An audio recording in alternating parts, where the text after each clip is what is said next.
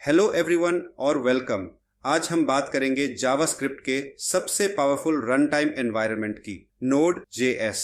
अगर आप web development या बैकएंड डेवलपमेंट में करियर बनाना चाहते हैं तो यह टॉपिक आपके लिए बहुत ज़रूरी है।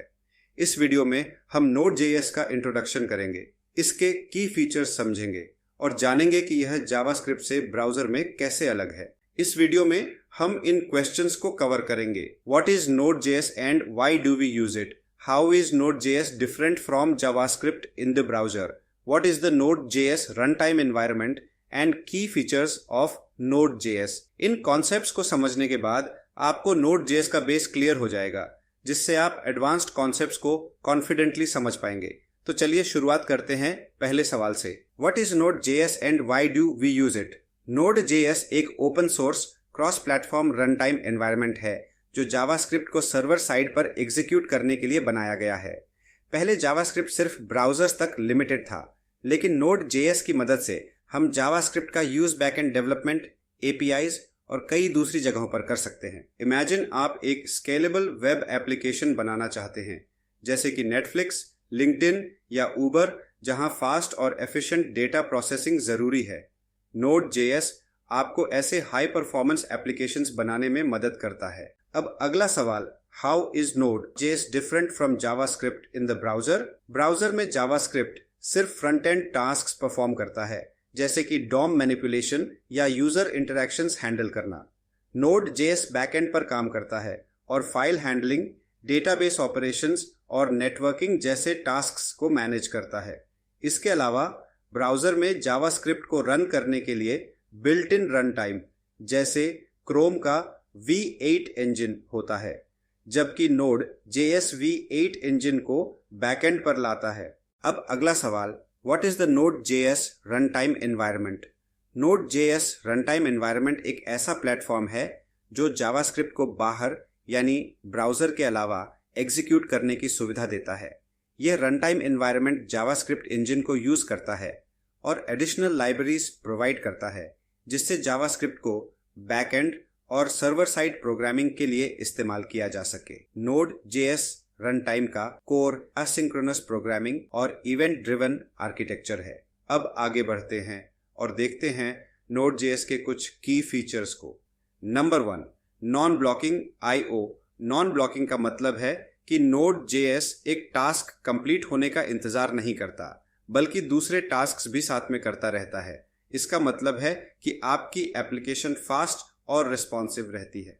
इमेजिन आप एक फूड डिलीवरी ऐप जैसे स्विगी या जोमेटो चला रहे हैं। जब कोई यूजर अपना ऑर्डर प्लेस करता है तो सर्वर उसी समय दूसरे यूजर्स के ऑर्डर्स और डिलीवरी अपडेट्स को भी हैंडल कर सकता है। सर्वर कभी बिजी नहीं होता और यूजर्स को लैग फ्री एक्सपीरियंस मिलता है। Node.js एसिंक्रोनस ऑपरेशंस परफॉर्म करता है, यानी टास्क्स को पैरेलल में एग्जीक्यूट करता है। ये फीचर इसे हाई परफॉर्मेंस एप्लीकेशंस के लिए परफेक्ट बनाता है। Number 2, event driven architecture. Event driven का मतलब है कि Node.js अलग अलग टास्क्स को इवेंट्स की तरह हैंडल करता है। हर इवेंट के लिए एक स्पेसिफिक रिस्पॉन्स तैयार रहता है, जैसे ऑर्डर कॉन्फर्मेशन या डिलीवरी नोटिफिकेशन। एक टैक्सी बुकिंग ऐप जैसे ऊबर में जब आप राइड बुक करते हैं तो ऐप अलग अलग इवेंट्स को मैनेज करते हैं, जैसे ड्राइवर का रिक्वेस्ट एक्सेप्ट करना, पिकअप पॉइंट पर पहुंचना, राइड शुरू करना। हर इवेंट को समय पर मैनेज करना जरूरी होता है और यही इवेंट ड्रिवन आर्किटेक्चर से मुमकिन है। Node.js में इवेंट इमिटर जैसी चीजें होती हैं जो इवेंट्स को लिसन और रिस्पॉन्ड करती हैं। इससे आपका एप्लीकेशन एफिशिएंटली टास्क्स हैंडल करता है। Number 3, single threaded. Single threaded का मतलब है कि Node.js एक ही प्रोसेस थ्रेड पर काम करता है, लेकिन यह बहुत एफिशिएंटली काम करता है क्योंकि यह टास्क्स को एक क्यू में रखकर इवेंट्स के हिसाब से हैंडल करता है। सोचिए, आप एक चैट ऐप जैसे व्हाट्सएप बना रहे हैं। चाहे आप एक ही यूजर से बात कर रहे हों या ग्रुप चैट कर रहे हों, Node.js यह इंश्योर करता है कि मैसेजेस फास्ट डिलीवर हों। सिंगल थ्रेडेड होने के बावजूद यह कई यूजर्स को एक साथ हैंडल कर सकता है। Node.js का इवेंट लूप और एसिंक्रोनस प्रोग्रामिंग इसे हाई कॉन्करेंसी अचीव करने में मदद करते हैं। इसका मतलब है कि यह कई यूजर्स के रिक्वेस्ट्स को एक साथ हैंडल कर सकता है। Number 4, cross platform. Cross platform का मतलब है कि Node.js हर ऑपरेटिंग सिस्टम जैसे विंडोज, मैक ओएस और लिनक्स पर आसानी से काम करता है। इसका मतलब है कि डेवलपर्स को बार बार कोड बदलने की जरूरत नहीं होती। मान लीजिए आपकी डेवलपमेंट टीम में कुछ लोग विंडोज और कुछ लोग मैक ओएस पर काम कर रहे हैं। Node.js का यह फीचर यह इंश्योर करता है कि एक बार लिखा गया कोड हर जगह स्मूथली चले। इससे डेवलपमेंट फास्ट और हैसल फ्री हो जाती है। Node.js का V8 इंजन हर प्लेटफॉर्म के साथ कंपैटिबल है। यही इसे यूनिवर्सली एक्सेसिबल और डेवलपर्स के लिए कन्वीनियंट बनाता है। Node.js के ये फीचर्स इसे फास्ट, स्केलेबल और डेवलपर फ्रेंडली बनाते हैं। नॉन ब्लॉकिंग IO से एप्लीकेशंस लैग फ्री और रिस्पॉन्सिव रहती है।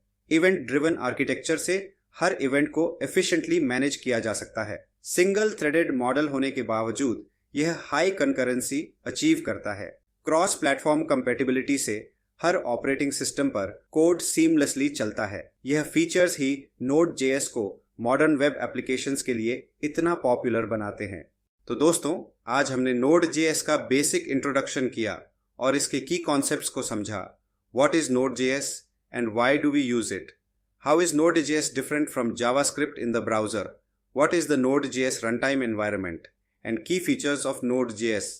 इन टॉपिक्स को समझने से आपको Node.js का बेस क्लियर हो गया होगा। अगले वीडियो में हम सीखेंगे कि Node.js सेटअप कैसे करना है और आपका पहला Node.js स्क्रिप्ट कैसे रन करें। अगर आपको ये वीडियो पसंद आया हो तो लाइक करें, शेयर करें और सब्सक्राइब करना न भूलें। Thanks for watching. Hello everyone और वेलकम बैक। लास्ट वीडियो में हमने Node.js का इंट्रोडक्शन किया और इसके की फीचर्स समझे। आज हम प्रैक्टिकल हैंड्स ऑन शुरू करेंगे और सीखेंगे कि Node.js को इंस्टॉल कैसे करें, अपना पहला Node.js स्क्रिप्ट रन करें और npm और पैकेज फाइल्स को समझें। अगर आप बैक एंड डेवलपमेंट में नए हैं तो ये वीडियो आपके लिए परफेक्ट स्टार्टिंग पॉइंट है। तो चलिए शुरू करते हैं। इस वीडियो में हम इन टॉपिक्स को स्टेप बाय स्टेप कवर करेंगे। Node.js और npm इंस्टॉल करने के तरीके, Node.js और npm को कैसे इंस्टॉल करें, running your first Node.js script, अपना पहला Node.js स्क्रिप्ट कैसे चलाएं, what are npm package.json and package.lock.json, npm package.json और package.lock.json क्या होते हैं। इन स्टेप्स को फॉलो करने के बाद आप Node.js को अपने सिस्टम पर सेटअप कर पाएंगे और एक बेसिक प्रोजेक्ट शुरू कर पाएंगे। Node.js और npm इंस्टॉल करना बहुत सिंपल है, बस इन स्टेप्स को फॉलो करें। Step 1, visit the official Node.js website. Browser खोलिए और nodejs.org पर जाएं। यहाँ आपको 2 वर्जन्स मिलेंगे, LTS स्टेबल और बिगिनर्स के लिए रिकमेंडेड, करंट लेटेस्ट फीचर्स के साथ लेकिन एक्सपेरिमेंट्स के लिए बेहतर। हम LTS वर्जन को इंस्टॉल करने की सलाह देते हैं। Step 2, download and install. अपना operating system Windows, Mac OS या लिनक्स चुनें और इंस्टॉलर डाउनलोड करें। इंस्टॉलेशन विज़ार्ड को फॉलो करते हुए नेक्स्ट पर क्लिक करें और Node.js को इंस्टॉल करें। Step 3, verify installation. इंस्टॉलेशन के बाद यह चेक करें कि Node.js और npm सही से इंस्टॉल हुए हैं या नहीं। टर्मिनल या कमांड प्रॉम्प्ट खोलें और ये कमांड्स रन करें। node v, यह कमांड आपकी इंस्टॉल्ड Node.js वर्जन दिखाएगी। npm v, यह npm वर्जन दिखाएगी। अगर वर्जन्स डिस्प्ले हो रही हैं तो इसका मतलब है कि इंस्टॉलेशन सक्सेसफुल है। अब जब Node.js सक्सेसफुली इंस्टॉल हो चुका है तो चलिए अपना पहला स्क्रिप्ट रन करते हैं। इसके लिए इन स्टेप्स को फॉलो करें। स्टेप 1, एक नया फाइल बनाएं। डेस्कटॉप या किसी फोल्डर में app.js नाम की एक फाइल बनाएं। Step 2, right a simple Node.js script. इस फाइल में ये कोड लिखें, console.log hello Node.js। Step 3, run the script. Terminal या कमांड प्रॉम्प्ट खोलें और उस फोल्डर में जाएं जहां आपने app.js फाइल बनाई है। अब यह कमांड रन करें, node app.js। आप देखेंगे कि आउटपुट में hello Node.js दिखेगा। कॉन्ग्रेचुलेशंस, आपने अपना पहला Node.js स्क्रिप्ट सक्सेसफुली रन कर लिया। Node.js के साथ npm node package manager automatically install होता है। चलिए इसे समझते हैं। What is npm? npm एक टूल है जो आपको एग्जिस्टिंग लाइब्रेरीज और पैकेजेस को इंस्टॉल, मैनेज और शेयर करने की सुविधा देता है। एग्जाम्पल के तौर पर मान लीजिए आपको अपने प्रोजेक्ट में डेट फॉर्मेटिंग की फंक्शनैलिटी चाहिए। आप मैन्युअली कोड लिखने की बजाय npm से moment.js जैसे पैकेज को इंस्टॉल कर सकते हैं। npm install moment यह कमांड moment.js को आपके प्रोजेक्ट में जोड़ देगा। What is package.json? यह फाइल आपके node.js प्रोजेक्ट की आइडेंटिटी कार्ड की तरह है। इसमें आपके प्रोजेक्ट की डिटेल्स होती हैं, जैसे project name, version, dependencies, installed packages, how to create package.json। यह कमांड रन करें। npm int यह कमांड आपको कुछ प्रॉम्प्ट्स देगा, जैसे प्रोजेक्ट नेम और वर्जन। इन्हें भरने के बाद आपके प्रोजेक्ट फोल्डर में package.json फाइल जनरेट होगी। What is packagelog.json? यह फाइल आपके डिपेंडेंसीज की एग्जैक्ट वर्जन और हायरार्की को लॉक करती है। इसका मतलब है कि हर बार जब आप डिपेंडेंसीज इंस्टॉल करेंगे तो वही वर्जन्स यूज होंगी। एग्जाम्पल के तौर पर अगर आप अपने प्रोजेक्ट को किसी और के सिस्टम पर रन करते हैं तो pacgelog.json ये इंश्योर करता है कि सभी डिपेंडेंसीज वैसे ही इंस्टॉल हों जैसे ओरिजिनल सेटअप में थी। तो दोस्तों, आज हमने node.js सेटअप किया, अपना पहला स्क्रिप्ट रन किया और npm और इसके इम्पोर्टेंट फाइल्स package.json और pacgelog.json को डिटेल में समझा। अब आप node.js का यूज करके अपने प्रोजेक्ट्स की शुरुआत कर सकते हैं। अगले वीडियो में हम कोर मॉड्यूल्स और उनके प्रैक्टिकल यूज केसेस के बारे में सीखेंगे। अगर आपको यह वीडियो पसंद आया हो तो लाइक करें, शेयर करें और सब्सक्राइब करना न भूलें। हेलो एवरीवन और वेलकम बैक। लास्ट वीडियो में हमने Node.js और npm को सेटअप करना सीखा और अपना पहला स्क्रिप्ट रन किया। आज हम npm के बारे में और डिटेल में जानेंगे। तो अगर आप Node.js प्रोजेक्ट्स को एफिशिएंटली मैनेज करना चाहते हैं तो ये वीडियो आपके लिए है। चलिए शुरू करते हैं। इस वीडियो में हम 3 क्वेश्चंस को कवर करेंगे। What are global and local npm packages, managing dependencies using npm और yarn, and introduction to popular npm packages. इन कॉन्सेप्ट्स को समझने के बाद आप npm के पावरफुल फीचर्स को अपने प्रोजेक्ट्स में कॉन्फिडेंटली यूज कर पाएंगे। तो शुरू करते हैं सबसे पहले सवाल से। What are global and local npm packages?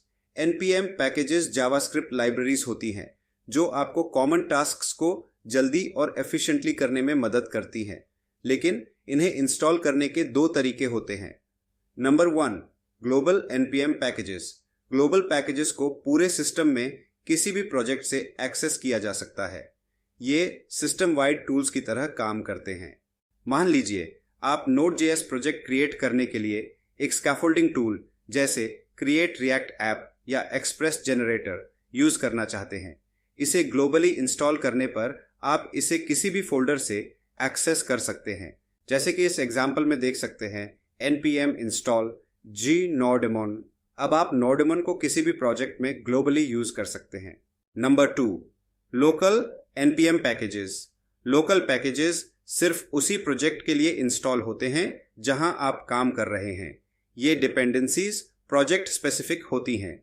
मान लीजिए आप एक प्रोजेक्ट में डेट फॉर्मेटिंग के लिए मोमेंट पैकेज का यूज करना चाहते हैं। इसे लोकली इंस्टॉल करने पर यह सिर्फ उसी प्रोजेक्ट में अवेलेबल रहेगा, जैसे कि यह कमांड में देख सकते हैं npm install moment। यह पैकेज आपके प्रोजेक्ट के नोड मॉड्यूल्स फोल्डर में इंस्टॉल होगा। अब अगला सवाल, मैनेजिंग डिपेंडेंसीज यूजिंग npm या yarn। डिपेंडेंसीज को मैनेज करना किसी भी Node.js प्रोजेक्ट का इंपॉर्टेंट पार्ट है। चलिए समझते हैं npm और yarn से डिपेंडेंसीज को हैंडल करने का तरीका। Number 1, adding dependencies. npm से डिपेंडेंसीज ऐड करना बहुत आसान है। एग्जाम्पल में देख सकते हैं npm install express। ये कमांड express.js को आपके प्रोजेक्ट में इंस्टॉल करेगी और इसे पैकेज JSON में ऐड कर देगी। Number 2, removing dependencies. अगर कोई पैकेज अननेसेसरी हो गया है तो आप इसे रिमूव कर सकते हैं। npm uninstall express यह कमांड एक्सप्रेस को प्रोजेक्ट से हटा देगी।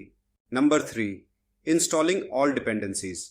अगर आप किसी दूसरे डेवलपर के प्रोजेक्ट पर काम कर रहे हैं तो सिर्फ package.json फाइल के बेस पर सारी डिपेंडेंसीज इंस्टॉल कर सकते हैं।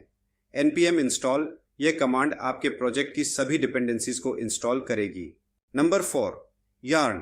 yarn एक npm का ऑल्टरनेटिव है जो डिपेंडेंसीज को फास्टर और रिलायबल तरीके से मैनेज करता है।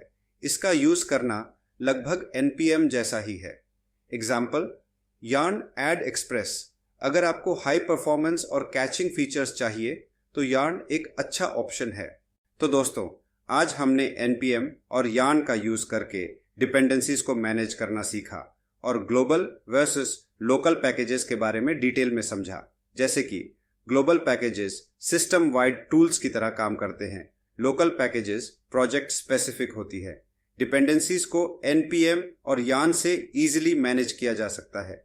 अगले वीडियो में हम Node.js के कोर मॉड्यूल्स के बारे में सीखेंगे और इनके प्रैक्टिकल यूज केसेस देखेंगे। अगर आपको यह वीडियो पसंद आया हो तो लाइक करें, शेयर करें और सब्सक्राइब करना ना भूलें। Thank you so much. Hello everyone और वेलकम बैक। लास्ट वीडियो में हमने npm और डिपेंडेंसीज मैनेजमेंट के बारे में सीखा। आज हम Node.js की कोर स्ट्रेंथ को एक्सप्लोर करेंगे, कोर मॉड्यूल्स। कोर मॉड्यूल्स वो बिल्ट इन लाइब्रेरीज हैं जो हर Node.js प्रोजेक्ट का फाउंडेशन बनाती है। इस वीडियो में हम 3 मेजर टॉपिक्स कवर करेंगे। What are core modules in Node.js, working with the file system, fs module और path module, and using require to import modules. इन टॉपिक्स को समझने के बाद आप Node.js के कोर फीचर्स को कॉन्फिडेंटली यूज कर पाएंगे। तो शुरू करते हैं सबसे पहले सवाल से। What are core modules in Node.js? Core modules वो बिल्ट इन लाइब्रेरीज हैं जो Node.js के साथ आती हैं। इन्हें अलग से इंस्टॉल करने की ज़रूरत नहीं होती और ये आपके प्रोजेक्ट में कॉमन टास्क्स परफॉर्म करने में मदद करती है।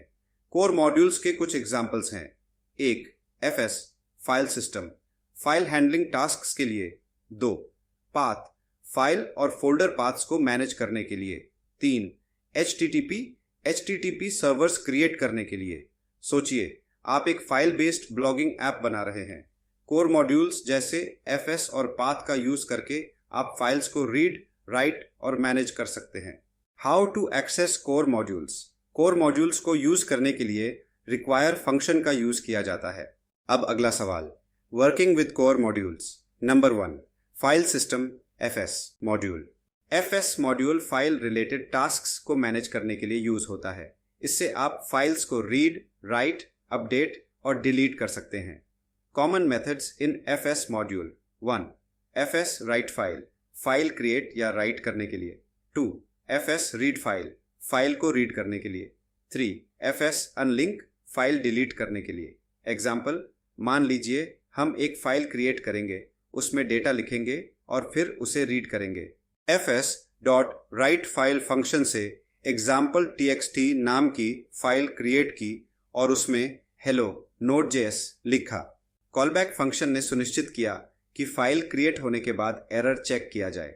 fs.read फाइल फंक्शन से हमने फाइल कंटेंट रीड किया और आउटपुट में प्रिंट किया। अब अगला, path module. Path module file और फोल्डर पाथ्स को मैनेज करने के लिए यूज होता है। यह क्रॉस प्लेटफॉर्म कंपैटिबिलिटी के लिए इंपॉर्टेंट है। Common methods in path module. 1. path.join, paths को ज्वाइन करने के लिए। 2. path.baseName, फाइल नेम को रिट्रीव करने के लिए। 3. path.dirname, डायरेक्टरी नेम को रिट्रीव करने के लिए। एग्जाम्पल, मान लीजिए आप एक फाइल का एब्सोल्यूट पाथ रिट्रीव करना चाहते हैं। path.join फंक्शन ने करंट डायरेक्टरी के साथ example.txt को ज्वाइन किया और एब्सोल्यूट पाथ रिटर्न किया। path.baseName फंक्शन ने फाइल का सिर्फ नाम रिट्रीव किया। path.dirname फंक्शन ने फाइल का पेरेंट डायरेक्टरी पाथ रिटर्न किया। अब अगला सवाल, how to use require to import modules. Require function Node.js में मॉड्यूल्स को इंपोर्ट करने के लिए यूज होता है। यह आपको कोर मॉड्यूल्स, कस्टम मॉड्यूल्स और npm पैकेजेस को प्रोजेक्ट में इंक्लूड करने की सुविधा देता है। Syntax of require. Core modules को इंपोर्ट करने का तरीका। कस्टम मॉड्यूल्स को इंपोर्ट करने का तरीका। आपने एफएस और पाथ को इंपोर्ट किया ताकि फाइल्स को हैंडल किया जा सके और पाथ्स को डायनेमिकली मैनेज किया जा सके। यह हर Node.js प्रोजेक्ट का कॉमन रिक्वायरमेंट है। तो दोस्तों, आज हमने Node.js के कोर मॉड्यूल्स के बेसिक्स को समझा। रिकैप करते हैं, कोर मॉड्यूल्स क्या होते हैं, फाइल सिस्टम एफएस मॉड्यूल का यूज करके फाइल हैंडलिंग सीखी, पाथ मॉड्यूल से फाइल और फोल्डर पाथ्स को मैनेज करना सीखा और मॉड्यूल्स को इंपोर्ट करने के लिए रिक्वायर फंक्शन का यूज किया। अब आप कोर मॉड्यूल्स के साथ बेसिक टास्क्स परफॉर्म कर सकते हैं। अगले वीडियो में हम HTTP मॉड्यूल को एक्सप्लोर करेंगे और एक सिंपल HTTP सर्वर क्रिएट करना सीखेंगे। अगर आपको यह वीडियो पसंद आया हो तो लाइक करें, शेयर करें और सब्सक्राइब करना न भूलें। Thanks for watching. इस वीडियो में हम 3 इंपॉर्टेंट टॉपिक्स को कवर करेंगे। फर्स्ट, HTTP मॉड्यूल और basic server setup. Second, events module का यूज। थर्ड, प्रोसेस मॉड्यूल की कैपेबिलिटीज। इन टॉपिक्स को समझने के बाद आप सर्वर साइड डेवलपमेंट और इवेंट हैंडलिंग के बेसिक्स को कॉन्फिडेंटली यूज कर पाएंगे। चलिए अब फर्स्ट क्वेश्चन देखते हैं। Understanding the HTTP module. HTTP module Node.js का कोर मॉड्यूल है जो आपको HTTP सर्वर्स क्रिएट करने और रिक्वेस्ट रिस्पॉन्सेस हैंडल करने की सुविधा देता है।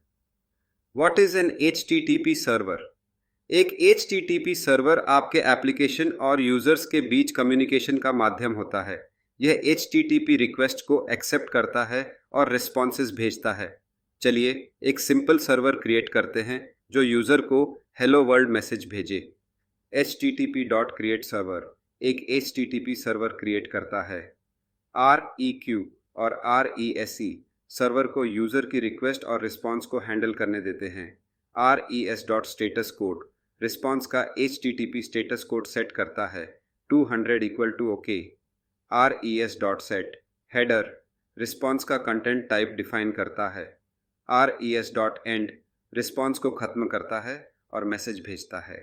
Server.listen सर्वर को पोर्ट 3000 पर लिसन करने के लिए स्टार्ट करता है। अब अगला क्वेश्चन देखते हैं। What is the events module? Events module Node.js में इवेंट ड्रिवन आर्किटेक्चर का आधार है। यह आपको इवेंट्स को इमिट और रिस्पॉन्ड करने की सुविधा देता है। इवेंट किसी स्पेसिफिक एक्शन या ऑपरेशन का रिप्रेजेंटेशन होता है, जैसे यूजर ने लॉगिन किया, फाइल सक्सेसफुली रीड हुई। इवेंट्स को हैंडल करना रियल टाइम एप्लीकेशंस जैसे चैट ऐप्स और नोटिफिकेशंस के लिए बहुत ज़रूरी है। चलिए एक कस्टम इवेंट क्रिएट करते हैं और उसे हैंडल करते हैं। इवेंट एमिटर Node.js की एक क्लास है जो इवेंट्स को क्रिएट और मैनेज करने में मदद करती है। myEmitter.on का इस्तेमाल किसी इवेंट लिसनर को रजिस्टर करने के लिए किया जाता है, जबकि myEmitter.emit से इवेंट को ट्रिगर किया जाता है और साथ ही डेटा पास किया जाता है। अब नेक्स्ट क्वेश्चन देखते हैं। What is the process module? Process module Node.js applications को सिस्टम लेवल टास्क्स मैनेज करने की सुविधा देता है, जैसे एनवायरनमेंट वेरिएबल्स एक्सेस करना या एप्लीकेशन को टर्मिनेट करना। Common use cases of process module. Accessing environment variables environment variables को सिक्योरली मैनेज करने के लिए यूज होता है। हैंडलिंग एग्जिट इवेंट्स एप्लीकेशन को टर्मिनेट करते समय क्लीन अप टास्क्स परफॉर्म करना। Accessing command line arguments CLI arguments को process.rgv से एक्सेस किया जा सकता है। मान लीजिए आप एक स्क्रिप्ट रन कर रहे हैं जो स्पेसिफिक एनवायरनमेंट पर डिपेंड करता है। प्रोसेस मॉड्यूल से आप यह इंश्योर कर सकते हैं कि सही एनवायरनमेंट वेरिएबल सेट हों। अब आप इन मॉड्यूल्स का यूज़ करके बैकएंड एप्लीकेशंस और रियल टाइम सिस्टम्स बिल्ड कर सकते हैं। हेलो एवरीवन और वेलकम बैक। Node.js की सबसे पावरफुल और यूनिक फीचर्स में से एक है इसका इवेंट ड्रिवन आर्किटेक्चर। आज हम समझेंगे कि यह आर्किटेक्चर कैसे काम करता है और रियल वर्ल्ड सिनारियोज में इसे कैसे इम्प्लीमेंट किया जाता है। इस वीडियो में हम एक्सप्लोर करेंगे इवेंट ड्रिवन आर्किटेक्चर क्या है, इवेंट एमिटर क्लास का यूज़, इवेंट्स को क्रिएट और लिसन कैसे करें। तो अगर आप Node.js में रियल टाइम एप्लीकेशंस बनाना चाहते हैं तो यह वीडियो आपके लिए है। चलिए शुरू करते हैं। सबसे पहले सवाल से, what is event driven architecture in Node.js? Event driven architecture एक ऐसा डिज़ाइन पैटर्न है जिसमें एप्लीकेशन एक्शंस को इवेंट्स की तरह हैंडल करता है। जब कोई इवेंट ट्रिगर होता है तो उसका रिस्पॉन्स एग्जीक्यूट होता है। रियल वर्ल्ड एग्जाम्पल, मान लीजिए आप एक ऑनलाइन शॉपिंग वेबसाइट बना रहे हैं। यूजर ने add to cart button click किया, यह इवेंट ट्रिगर करता है, कार्ट अपडेटेड। एप्लीकेशन बैकएंड इस इवेंट को हैंडल करके कार्ट को अपडेट करता है। Event driven systems real time और एसिंक्रोनस एप्लीकेशंस जैसे चैट ऐप्स, नोटिफिकेशंस और लाइव अपडेट्स के लिए परफेक्ट होते हैं। अब अगला सवाल, the event emitter class. Node.js में इवेंट्स को मैनेज करने के लिए इवेंट एमिटर क्लास यूज की जाती है।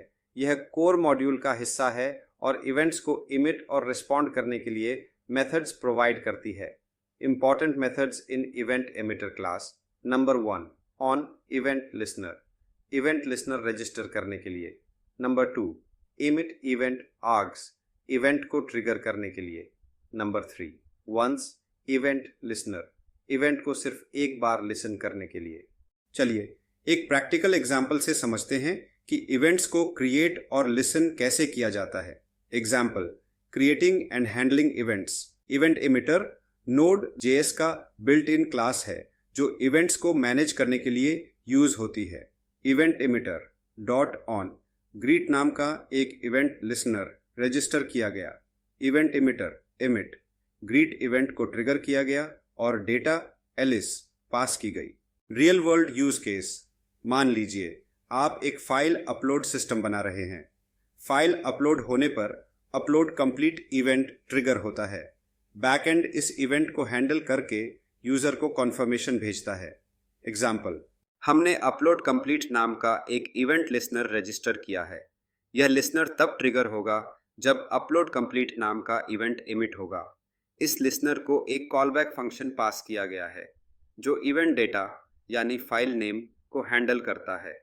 लिसनर ने इवेंट डेटा फाइल नेम को रिसीव किया और कंसोल में सक्सेस मैसेज प्रिंट किया।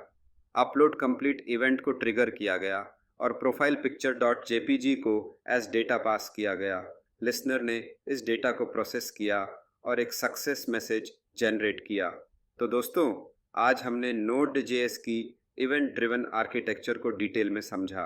अब आप Node.js में event driven systems confidently implement कर सकते हैं। अगर आपको यह वीडियो पसंद आया हो तो लाइक करें, शेयर करें और सब्सक्राइब करना न भूलें। Thank you so much. Hello everyone, welcome back. Node.js की सबसे पावरफुल फीचर्स में से एक है फाइल हैंडलिंग। आज हम सीखेंगे कि Node.js में फाइल्स के साथ कैसे काम किया जाता है।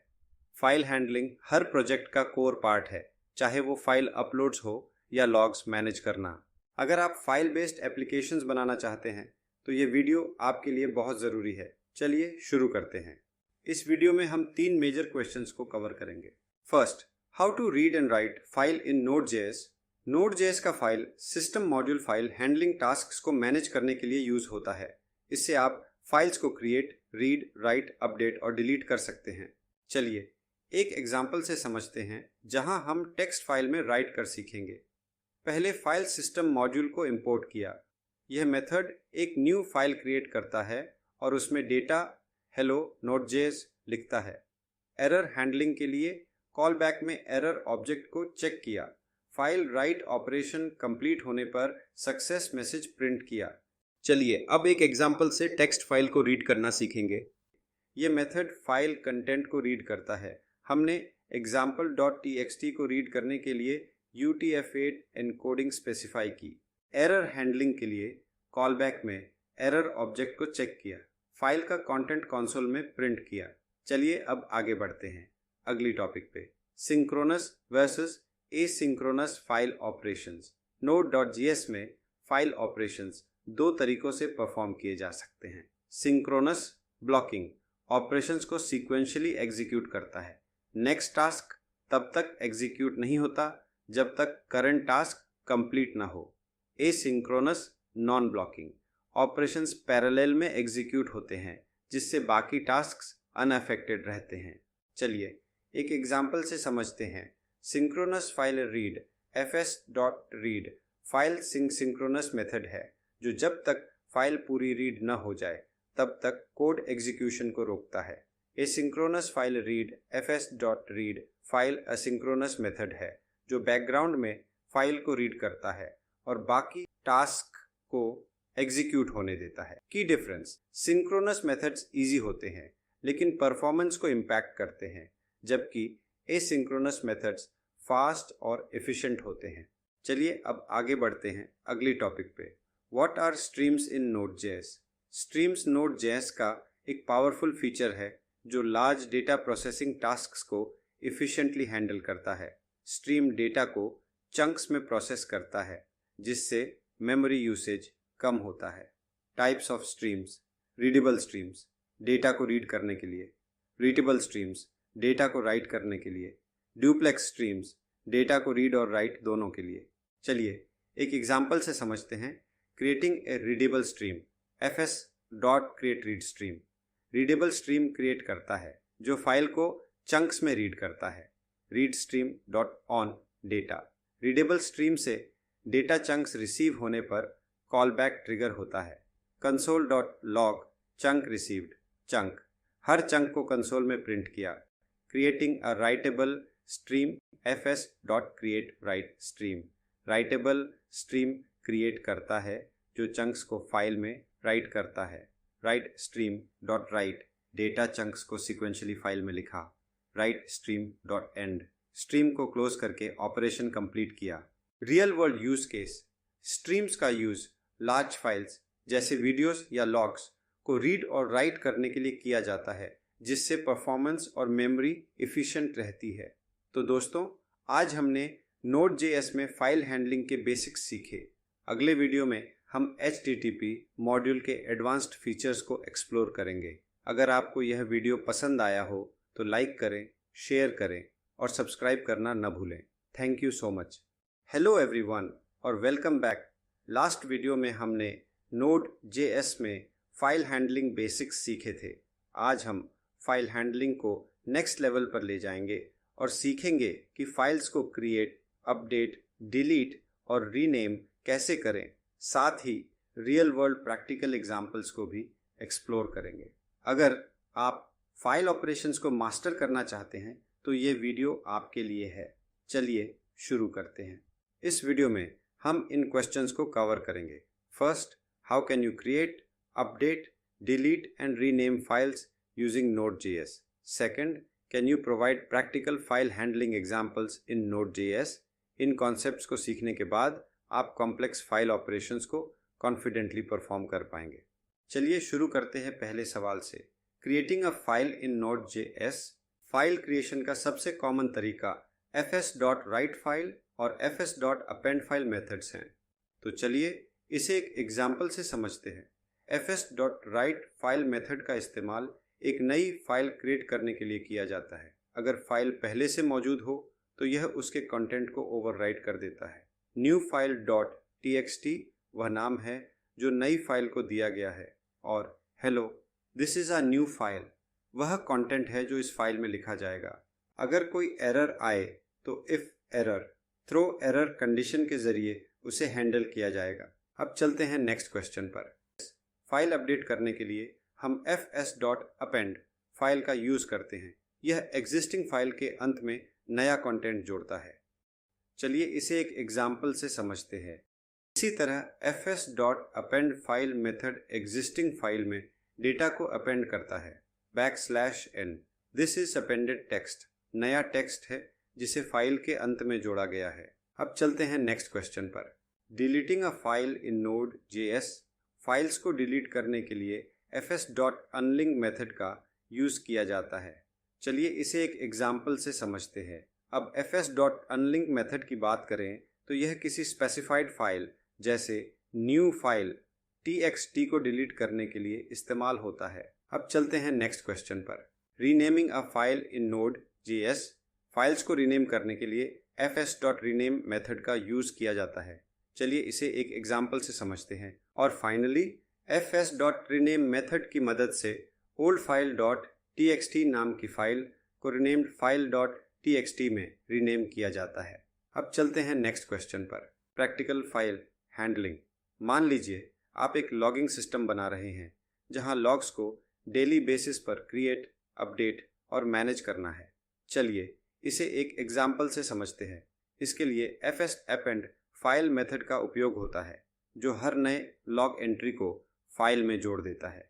यहाँ new date .to iso string current time stamp generate करता है ताकि हर लॉग एंट्री का एग्जैक्ट टाइम पता चल सके। अब चलते हैं नेक्स्ट क्वेश्चन पर। Cleaning up old files. मान लीजिए आप टेम्पोरेरी फाइल्स को क्लीन करना चाहते हैं। चलिए इसे एक एग्जाम्पल से समझते हैं। टेम्पोरेरी फाइल को डिलीट करने के लिए fs.unlink मेथड इस्तेमाल होता है।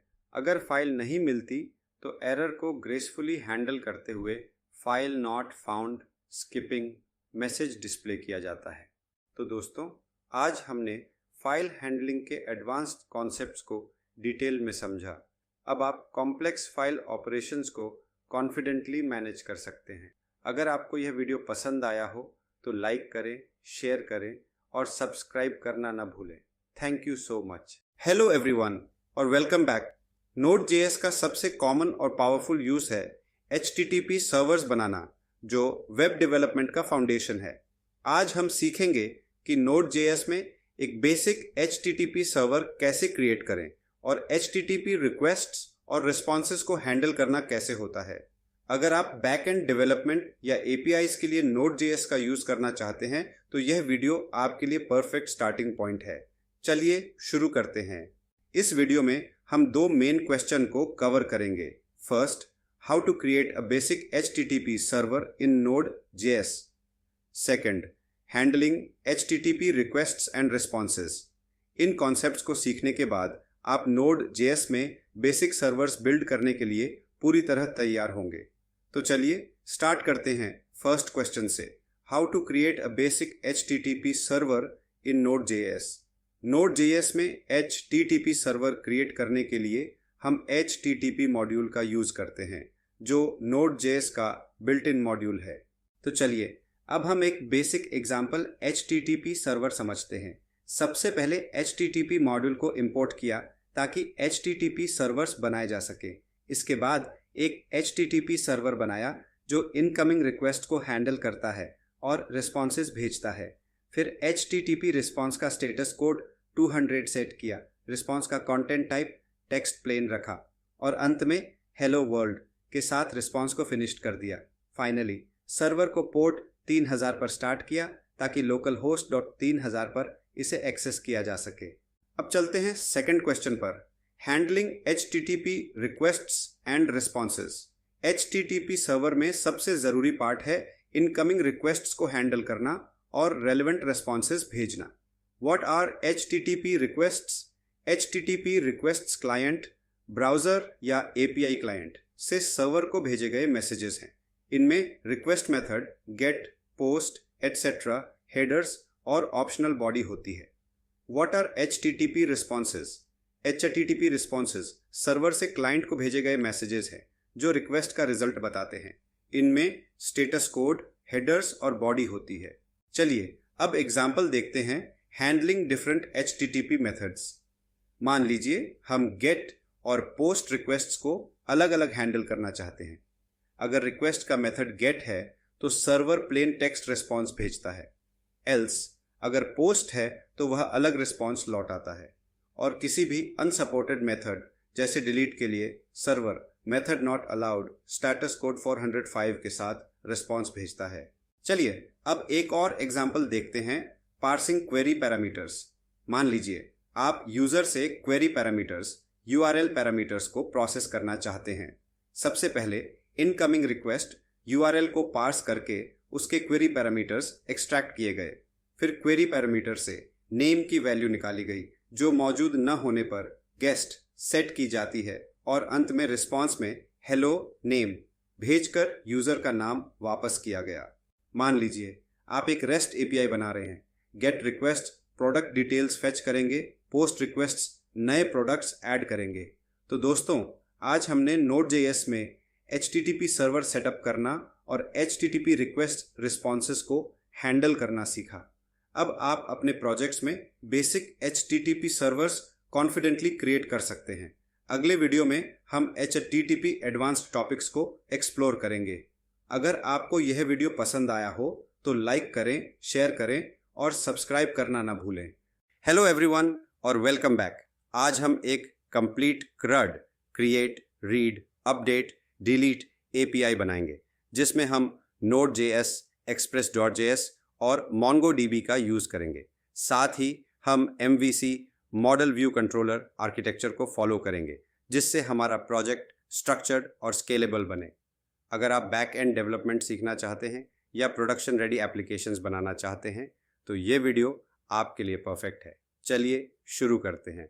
पहले फोल्डर क्रिएट करें और फोल्डर का नेम CRUD ऐप दें।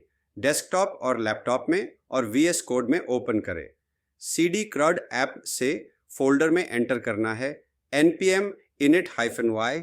Node.js प्रोजेक्ट इनिशियलाइज करता है और package.json फाइल बनाता है। और अब हम सभी रिक्वायर्ड पैकेजेस इंस्टॉल करेंगे। एक्सप्रेस वेब फ्रेमवर्क जो HTTP रिक्वेस्ट्स को हैंडल करता है। Mongoose MongoDB से इंटरैक्ट करने के लिए। .env एनवायरनमेंट वेरिएबल्स को मैनेज करने के लिए। Coarse cross origin requests allow करने के लिए। बॉडी पार्सर JSON डेटा को पार्स करने के लिए। Nodemon डेवलपमेंट में चेंजेस डिटेक्ट करने और सर्वर ऑटो रिस्टार्ट करने के लिए। अब CRUD ऐप के अंदर config फोल्डर क्रिएट करेंगे और उसमें db.js फाइल क्रिएट करें। अब कोड को एक्सप्लेन करते हैं। ये Mongoose को इंपोर्ट कर रहे हैं जिससे MongoDB के साथ इंटरैक्ट कर सकें।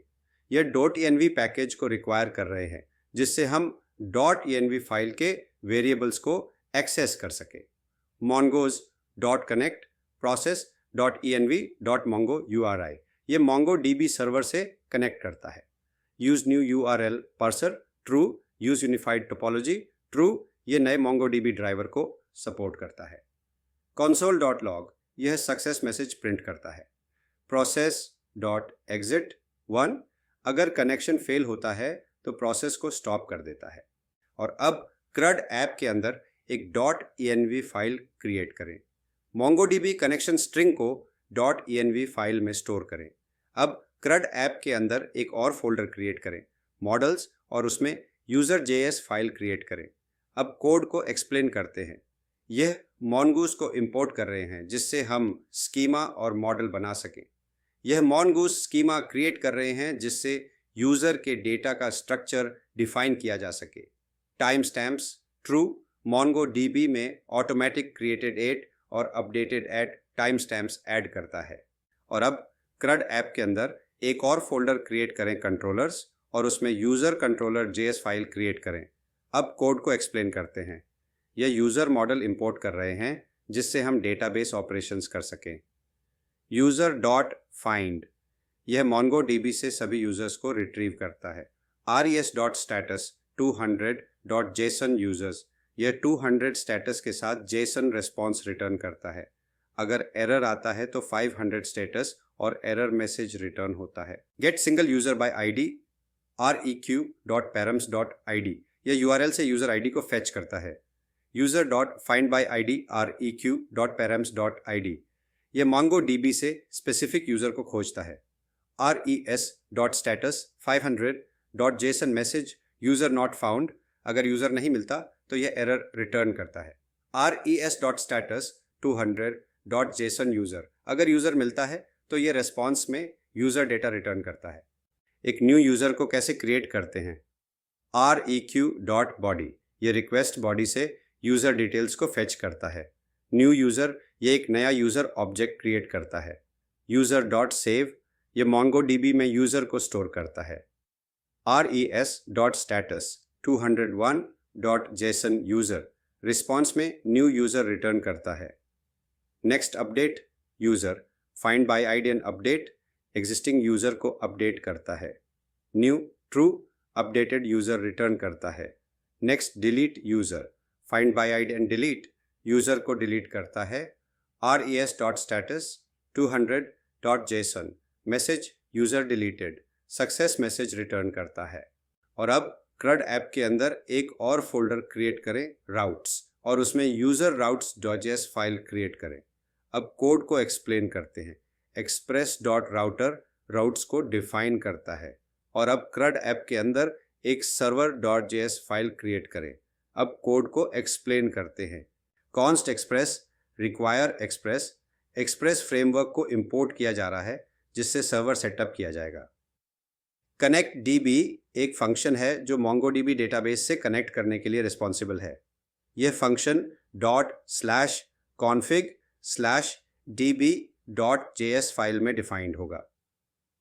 यूजर रूट्स को इंपोर्ट किया गया है जो /API/users से आने वाली रिक्वेस्ट को हैंडल करेगा। .env मॉड्यूल को रिक्वायर किया गया है जिससे .env फाइल में स्टोर्ड एनवायरनमेंट वेरिएबल्स को लोड किया जा सके।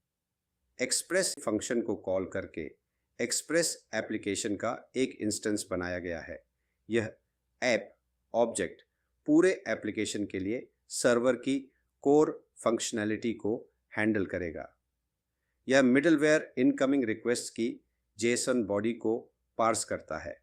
कनेक्ट डीबी ये फंक्शन MongoDB डेटाबेस से कनेक्शन एस्टैब्लिश करने के लिए कॉल किया गया है। जब भी कोई रिक्वेस्ट /API/users के साथ आएगी तो उसे यूजर राउट्स मिडलवेयर में भेज दिया जाएगा। पोर्ट एनवायरनमेंट वेरिएबल से लिया गया है। अगर .env फाइल में पोर्ट 5000 सेट है तो सर्वर 5000 पर चलेगा। ऐप पे .listen एक्सप्रेस सर्वर को स्टार्ट करने के लिए यह फंक्शन कॉल किया जाता है। जब सर्वर स्टार्ट होगा तब कॉलबैक फंक्शन एग्जीक्यूट होगा जो कंसोल पर मैसेज प्रिंट करेगा, सर्वर रनिंग ऑन पोर्ट 5000। और यह था server.js कोड एक्सप्लेन। और अब प्रोजेक्ट स्टार्ट करने के लिए टर्मिनल में टाइप करें npm start या node server.js। अब ऐप का प्रोजेक्ट स्टार्ट हो जाएगा। तो दोस्तों, आज हमने एक कंप्लीट CRUD API बनाई। अगर आपको यह वीडियो पसंद आया हो तो लाइक करें, शेयर करें और सब्सक्राइब करें। Thank you so much.